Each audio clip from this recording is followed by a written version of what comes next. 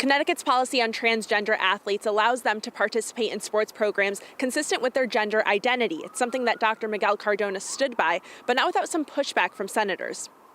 You're okay then with boys competing with girls? Respectfully, Senator, I think I answered the question. I believe schools should offer the opportunity for students to engage in extracurricular activities. Kentucky Senator Rand Paul used his time during Dr. Miguel Cardona's confirmation hearing for Education Secretary to ask him if he would enforce the Office of Civil Rights opinion that Connecticut's policy on transgender athletes violates Title IX.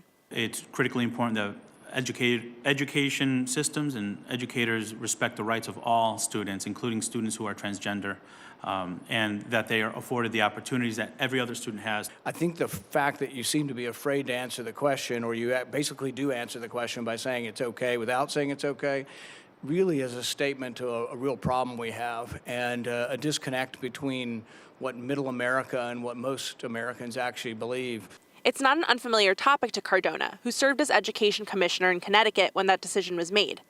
It came after a complaint that was filed by several cisgender female track athletes who argued transgender athletes had a physical advantage. The whole purpose and promise of Title IX was to ensure that female athletes are able to showcase their talents, to be on the podium, to earn those championship titles and potentially those college scholarship opportunities. Christiana Holcomb is the legal counsel for Alliance Defending Freedom, which represents the girls who filed the complaint and are involved in an ongoing lawsuit to block the participation of transgender athletes. The ACLU of Connecticut represents the transgender athletes at the center of the suit and defends Connecticut's policy. Legal Director Dan Barrett said our state should be an example for others. A place where trans kids are completely included in school, treated with dignity and equality. Connecticut leaders say the policy still stands despite the Office of Civil Rights decision. That's the law in the state of Connecticut. Transgender girls are girls here in Connecticut. We want to treat people in an equitable and fair way. Meanwhile, some Republicans echoing Senator Paul's concerns that many Americans do not agree with Cardona's stance.